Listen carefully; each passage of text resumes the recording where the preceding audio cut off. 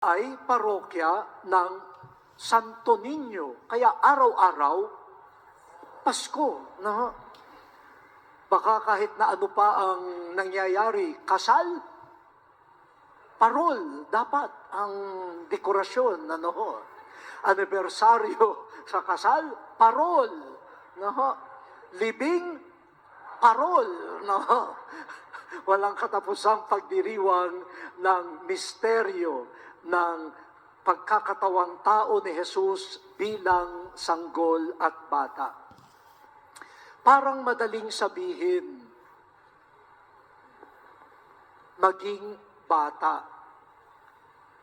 Pero sa Ebanghelyo, malinaw po na ang pagiging bata sa paghahari ng Diyos ay pagtulad kay Jesus. Siya ang modelo ng pagiging bata. Kasi sa mundo natin ngayon, napakaraming nagpapanggap. Ako ang modelo ng pagiging bata. Nandyan yung pabanat ng mga peleges. Naandyan yung paputol ng mga bituka para lumiit ang bilbil. Naandyan ang iba-ibang kulay ng buhok. Araw-araw nag-iiba ang kulay. Yan ang pamantayan ng pagiging bata sa paghahari ng mundo. At napakagastos. Ang atin pong pinagdiriwang ay ang paghahari ng langit, paghahari ng Diyos. At sabi ni Jesus, kapag hindi tumulad sa mga bata, hindi tayo mapapabilang sa pinaghaharian ng Diyos. Sino yung bata na ating tutularan sa paghahari ng Diyos? Walang iba kundi si Jesus. Siya na nanatiling bata kahit na siya'y 30 anyos, 33 anyos. Siya'y anak ng Diyos. Bilang sanggol, bilang hindi na sanggol, nanatili siyang bata. Anak ng Diyos.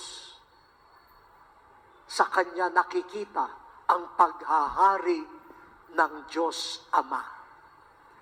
At kung ibig nating mapabilang sa paghaharing yan, maging bata tulad ng bata at anak na si Jesus. Ang ating pong mga pagbasa ay mayroong mga ipinahihiwatig kung paano naging bata si Jesus. Sa unang pagbasa, sabi ho ng propeta Isaías, ang mga taong naglalakad sa dilim, nakasumpong ng liwanag. Ano yung dahilan ng dilim? Bakit madilim ang paglalakbay ng tao? Kung titignan po natin yung description ng dilim, ito ay dahil sa pag-aalipin sa kapwa, pagsasamantala sa mga mahihina, gera. Yan ang nagpapadilim. Kapag merong manipulasyon ng kapwa, ibig sabihin, may nagpapanggap, ako ay mas mataas, ikaw ay mababa, pwede kitang tapakan. Kapag mayroong pang-aalipin, ibig sabihin, meron diyang nagpapanggap, ako ang amo, ikaw ay mababang uri. Kapag mayroong karahasan, ibig sabihin, may nagtatangka, dapat kang mawala. Yung mga ugaling yon, hindi iyan ugali ng bata sa paghahari ng Diyos. Kaya ang dulot niyan, kadiliman.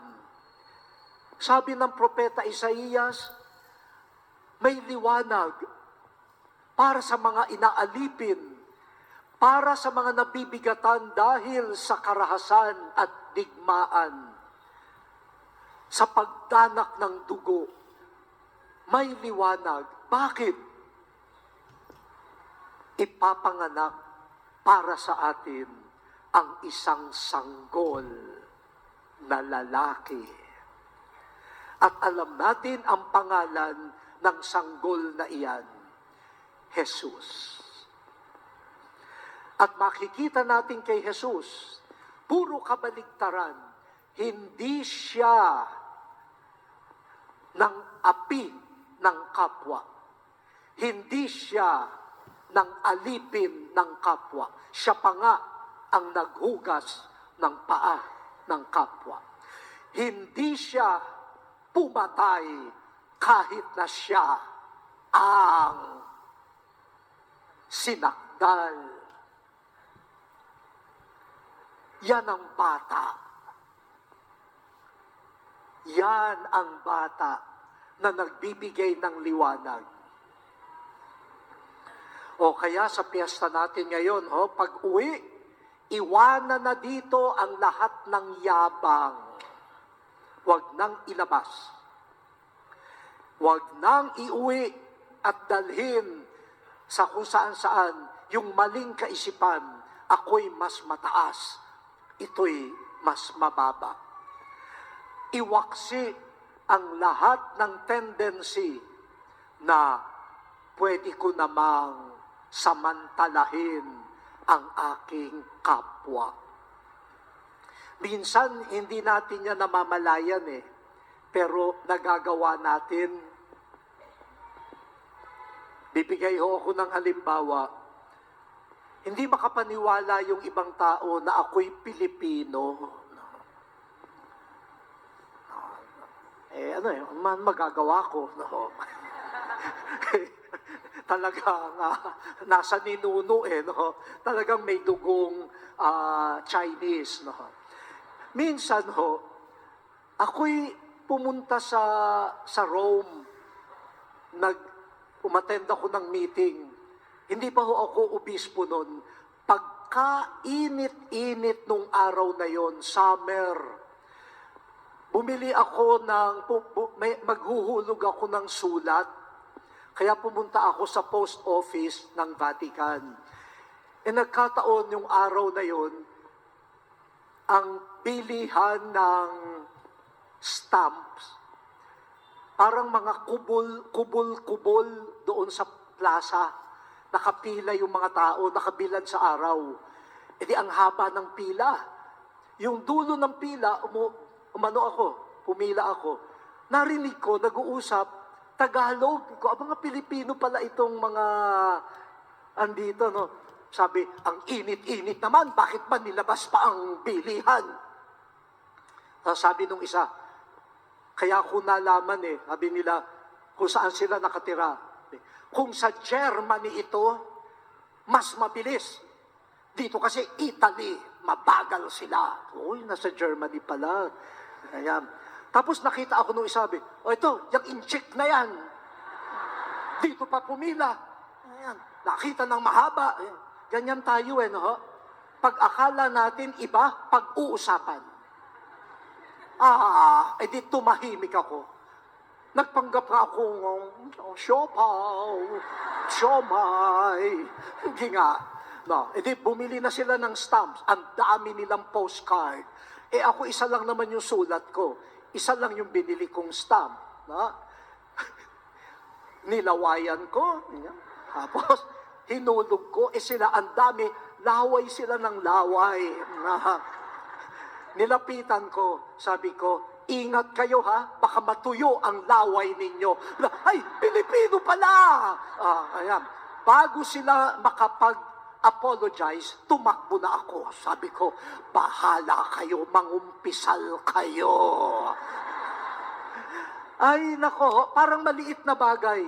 Pero yung tendency na mangmaliit, pag-usapan ang akala natin hindi nakakaintindi.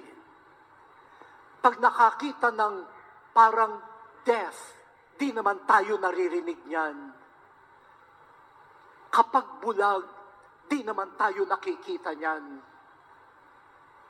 Hindi yan ang bata na nagdadala ng liwanag. Yan ang ugali ng mapang-alipin, mapanghamak, at marahas na nagdadala ng kadilid. Ang liwanag ay dala-dala ng isang sanggol at ang pangalan, Jesus.